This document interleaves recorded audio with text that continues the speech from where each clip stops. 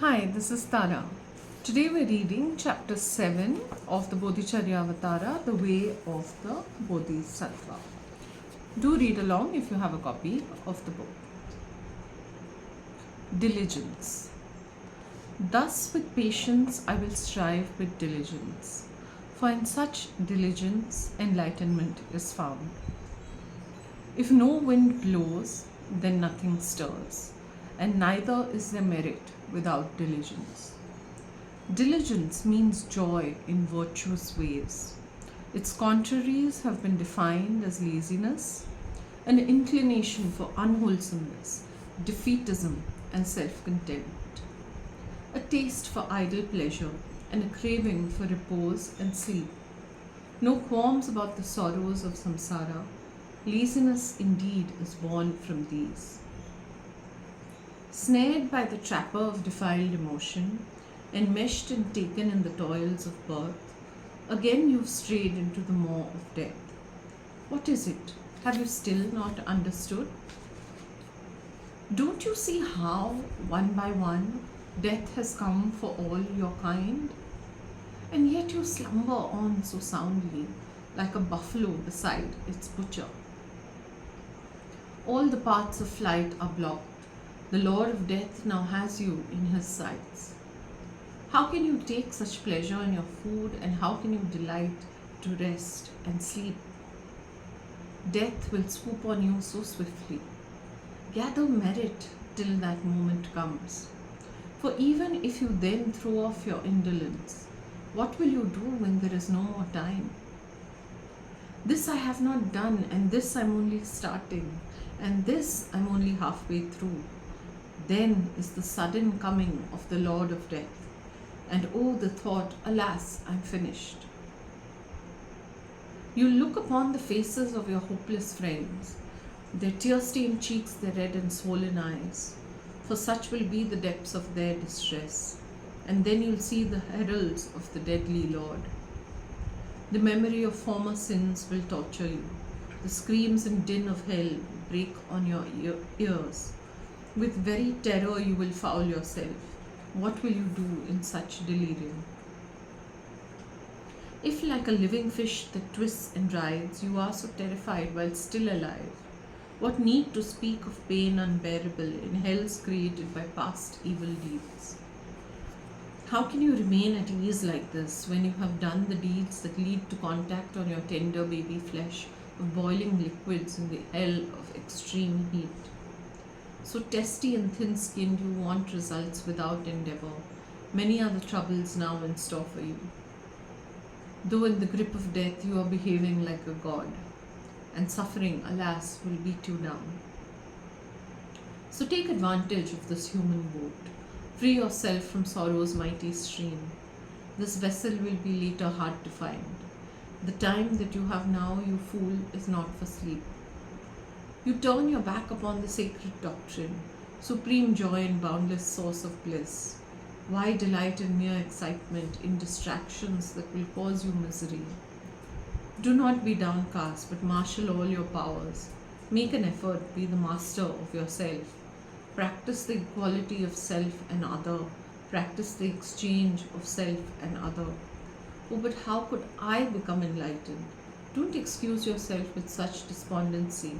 The Buddha who declares the truth has truly spoken and proclaimed that if they bring forth strength of perseverance, even bees and flies and gnats and grubs will gain supreme enlightenment so hard to find.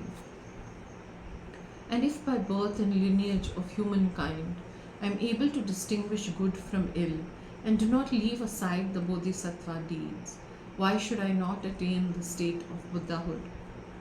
That I must give away my life and limbs alarms and frightens me, if so you say.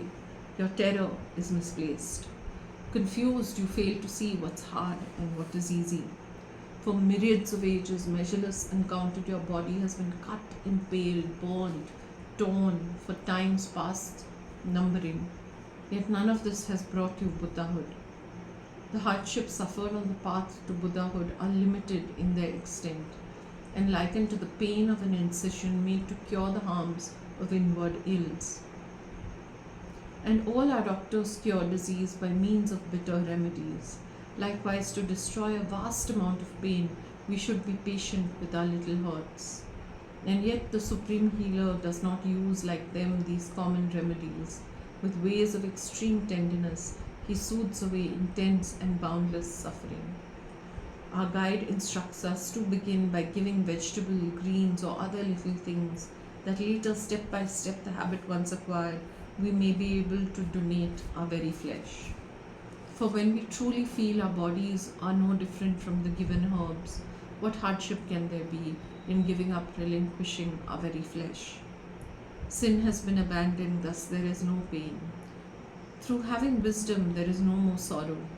For so it is that mind and body both are injured by false view and self-willness. Merit is the true cause of the body's ease, while happiness of mind is had through understanding. What can sadden those who have compassion, who remain within samsara for the sake of beings? For through their power of bodhicitta, former sins are totally consumed, and merit, ocean vast, is gathered in. It's therefore said that they excel the Shravakas.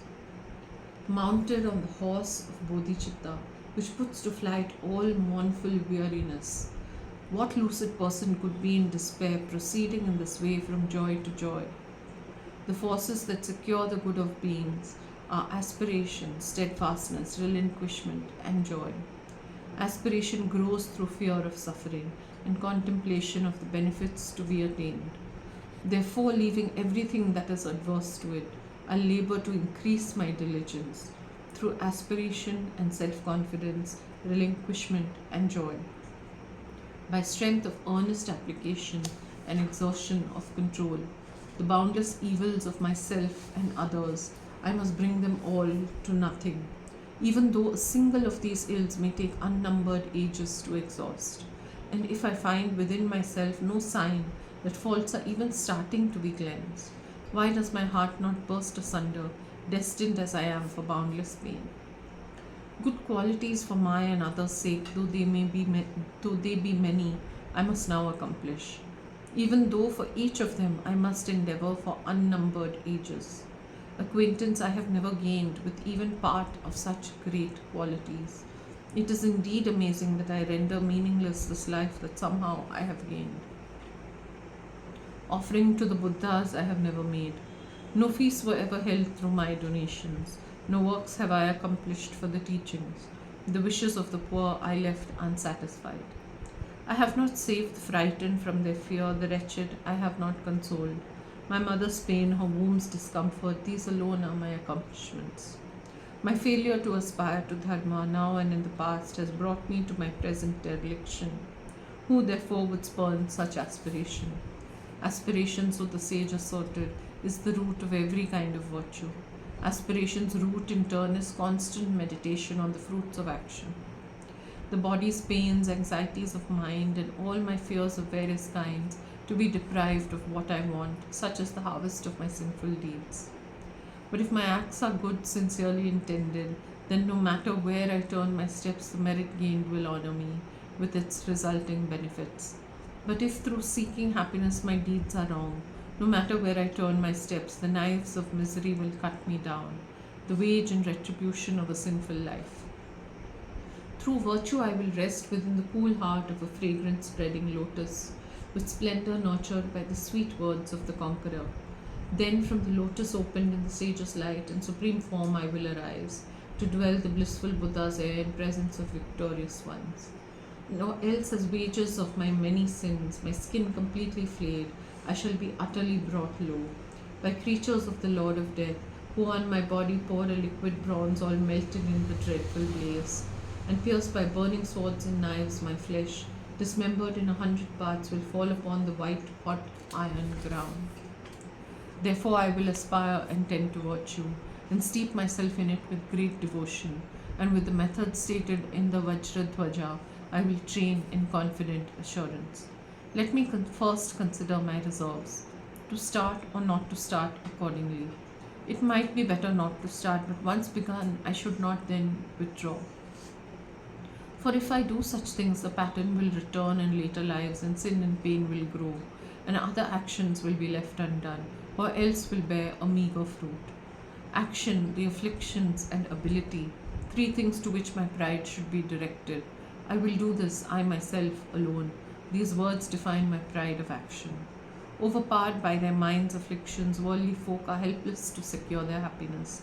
Compared with those who wonder, I am able. This therefore shall be my task. When others give themselves to low behavior, what shall be my stance in their regard? In any case, I'll not be arrogant. My best way is to give up such conceit. When they find a dying serpent, even crows behave like soaring eagles. Therefore, if I'm weak and feeble hearted, even little faults will strike and injure me. But if depressed, I give up trying, how can I gain freedom from my abject state?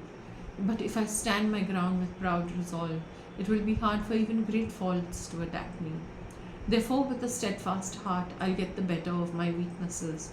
But if my failings get the upper hand, my wish to overcome the triple world is laughable indeed. I will be victor over all, and nothing shall prevail and bring me down. The offspring of the lion, the conqueror, should constantly abide in this self-confidence. Those whom arrogance destroys are thus defiled. They lack self-confidence. Those who have true confidence escape the foe, while others fall into the power of an evil pride. When arrogance inflates the mind, it draws it down to states of misery, or ruins happiness should human birth be gained. Thus one is born a slave, dependent for one's sustenance. Or feeble-minded, ugly, without strength, the butt and laughing-stock of everyone. These ascetics puffed up with conceit. If these you call the proud, then tell me who are wretched. Those who uphold pride to vanquish pride, the enemy, are truly proud, victorious, and brave, and they who stem the increase of that evil pride, perfect according to their wish, the fruit of victory for beings. When I am beleaguered by defilements, I will stand and face them in 1,000 ways. I'll not surrender to the host of the afflictions, but like a lion I will stand amid a crowd of foxes. However great may be their peril, people will by reflex guard their eyes, and likewise I, whatever dangers come, must not fall down beneath defilement's power. Better for me to be burnt to death, and better to be killed, my head cut off. At no time will I bow and scrape before that foe of mine, defiled emotion. Thus in every time and place I will not wander from the wholesome path. Like those who take great pleasure in their games, whatever task the bodhisattvas do, let them devote themselves without reserve, with joyfulness that never knows satiety. People labor hard to gain contentment, though success is very far from sure. But how can they be happy if they do not do those deeds that are the source of joy to them? And since they never have enough of pleasure, honey on the razor's edge, how could they have enough of merit, fruits of which are happiness and peace?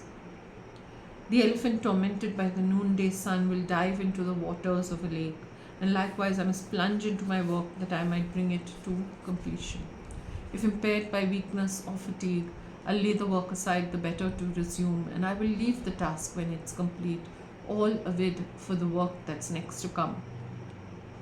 As seasoned fighters face the swords of enemies upon the battle line, I'll lightly dodge the weapons of defilement and strike my enemy upon the quick. If in the fray the soldier drops his sword, in fright he swiftly takes it up again. So likewise if the arm of mindfulness is lost, in fear of hell I'll get it back. Just as poison fills the body borne on the current of the blood, likewise evil, when it finds a chance, will spread and permeate the mind. I will be like a frightened man, a brimming oil jar in his hand, and menaced by a swordsman saying, "Spill one drop and you shall die." This is how practitioners should hold themselves. Just as a man would swiftly stand if in his lap a serpent were to glide, I'll sleep and lethargy beset me, I will speedily repulse them. Every time then that I fail, I will reprove and chide myself, thinking long that by whatever means such faults in future shall no more occur. At all times and in any situation, how can I make mindfulness my constant habit? Thinking thus, I will desire to meet with teachers and fulfill the proper tasks. By all means then, before I start some work, that I might have the strength sufficient to the task, I will recall the teachings upon carefulness and lightly rise to what is to be done. Just as flaxen threads waft to and fro, impelled by every breath of wind, so all I do will be achieved, controlled by movements of a joyful heart. Thank you so much for listening. This reading is dedicated to His Holiness the Dalai Lama for his 90th birthday. Please do come back for chapter 8.